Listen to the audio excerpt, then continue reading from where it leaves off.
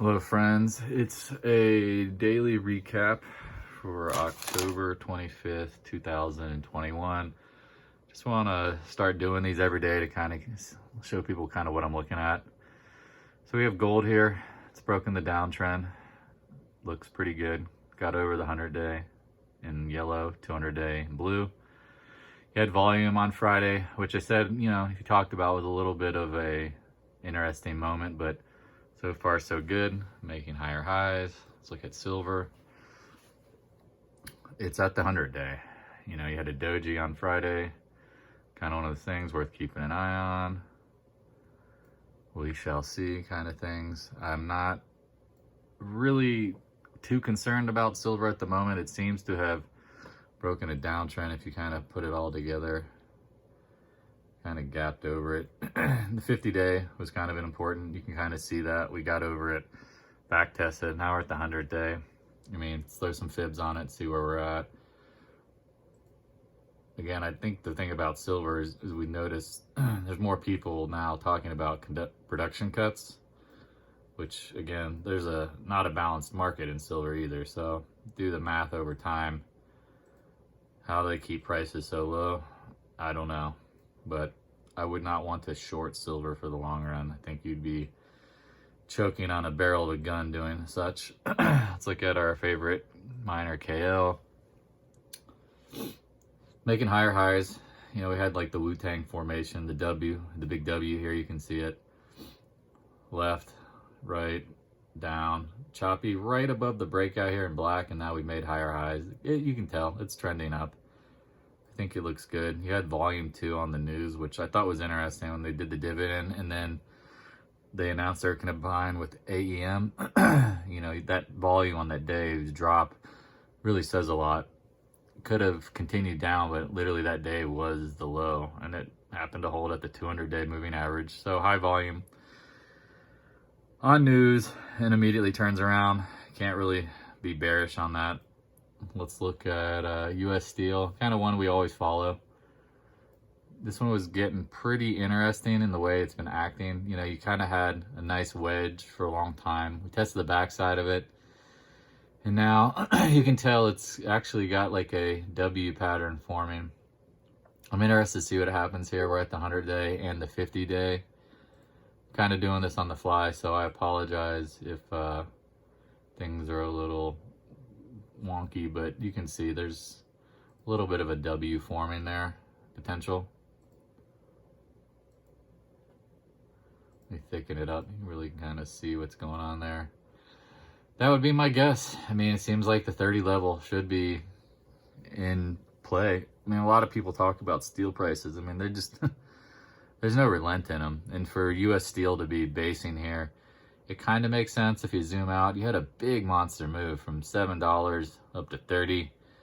Now you're in like this consolidation bullshit phase, which it's kind of normal to digest it, but it might be ending with a W pattern, so keep that in mind. Let's throw in some roadblocks, because a lot of people have questions on this guy. I love this stock. Long term, I think it's a winner. I know video game space is very competitive, but these guys do some things that I think are gonna keep people and kids kind of on them. And eventually I think they get bought out. It's not a standalone company in my mind over time. Microsoft should buy these guys.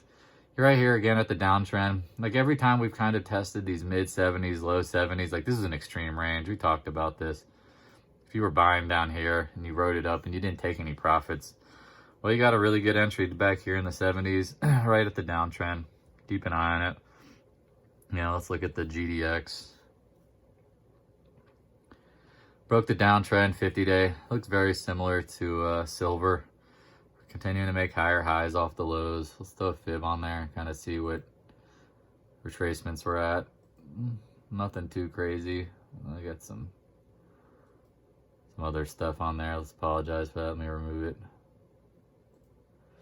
But not too really concerned about it. It looks pretty strong. A lot of people who know me know that we talk about the seasonality of the fourth quarter running into the first quarter of a new year for metals. And if you can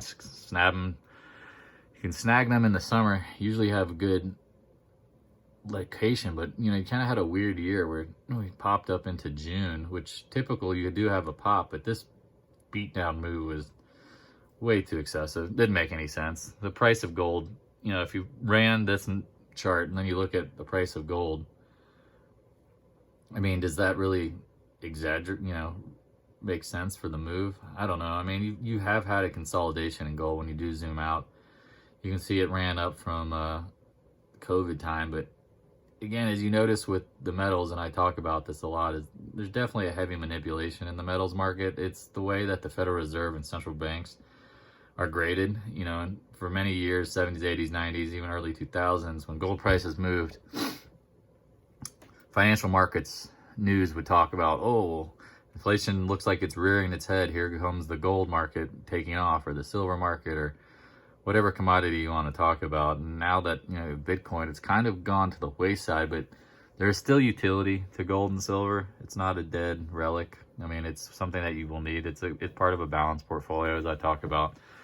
There's nothing that long-term says there's problems with it. People say, again, the dead relic kind of thing. But if you think about the uses in gold and silver, conductivity, use in space for deflect heat, electrical, you know, transmission capacity, all these little things. I mean, and it's jewelry, you know, certain religions revere it. And again, who wants to get in that conversation about where the long-term demand will go? There's just not much left of it. The easy stuff has been mined. It's kind of, you know, talking about oil in the sense of when there is peak oil, you know, when there's none left to drill, what happens? The prices go up. And so they ultimately find more supply. Well, now we've been in a supply deficit in gold and silver for years, and the miners are, you know, they're pumping out what they can, but there will be times where at some point you're going to have more of an electronic future, more technology. You need more of these metals. I mean, you throw in rare earth metals, the whole kind of complex. It just seems obvious long term.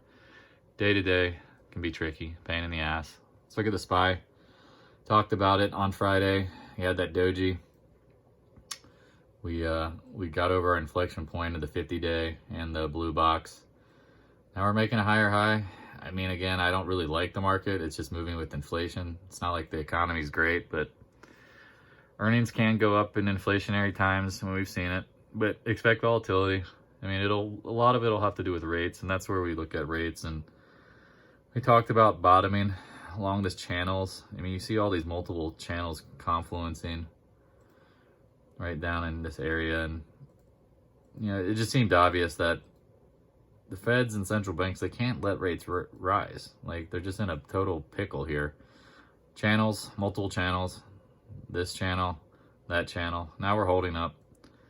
As long as, you know, interest rates stay, I mean, you have to think about it. Historically, they're still very low, especially when you zoom out. Look at the monthly chart.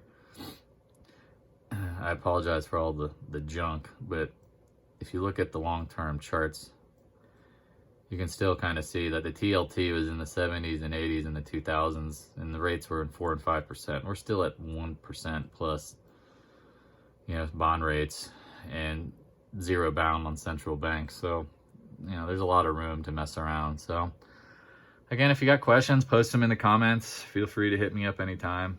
I love helping and teaching with this kind of stuff. It's never cut and dry. You know, Jesse Livermore is always my favorite when it comes to the rules of this kind of thing. You know, keep your losses small and let your winners run. And if you ever, you know, in doubt, cut out and start over. You can always rebuy. Best game in gambling. You know, you pick your entry and your exit. It's not like you have to ride the river out to a big loss. Sometimes pocket aces do lose. Cheers, until next time.